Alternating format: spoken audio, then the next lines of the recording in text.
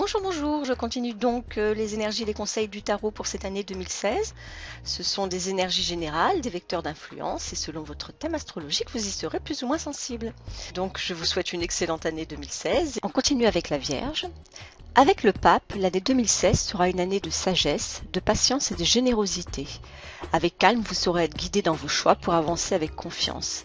Il est aussi possible que vous soyez vous-même un conseil respecté pour les autres, un repère bienveillant qui pourra les orienter. Le pape vous indique aussi que cette année sera celle des croyances profondes, c'est-à-dire qu'il vous demandera si vous avez suffisamment de foi dans ce que vous entreprenez.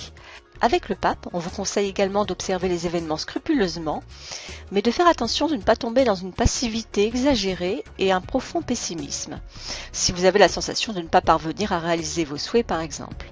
Et également d'accepter que les autres puissent avoir des opinions différentes aux vôtres. Ne soyez pas dogmatiques.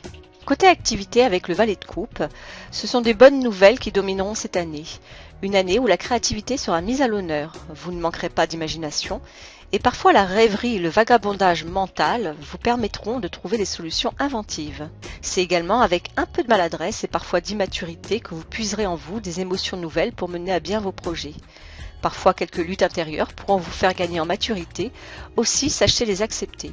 Ce sera une année qui pourra être marquée par les naissances de nouvelles envies et de nouvelles idées.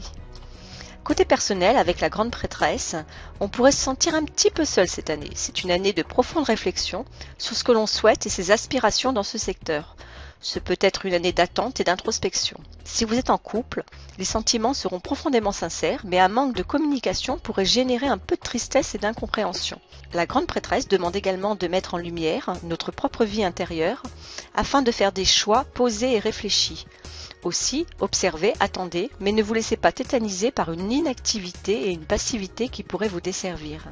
Avec le pingouin, si vous avez vécu ces derniers temps des périodes particulièrement difficiles, le pingouin vous informe que cette période est sur le point de s'achever. Il vous indique aussi que ces épreuves étaient nécessaires pour apprendre de vous-même et voir le monde d'un regard neuf. Il reste encore des défis sur votre route, mais cet animal vous indique que vous parviendrez à les dompter grâce à la force et l'endurance que vous avez acquises. Continuez à être déterminé et ayez confiance en vous, vous parviendrez à vaincre les épreuves grâce aux ressources que vous avez en vous. Je vous souhaite une excellente année.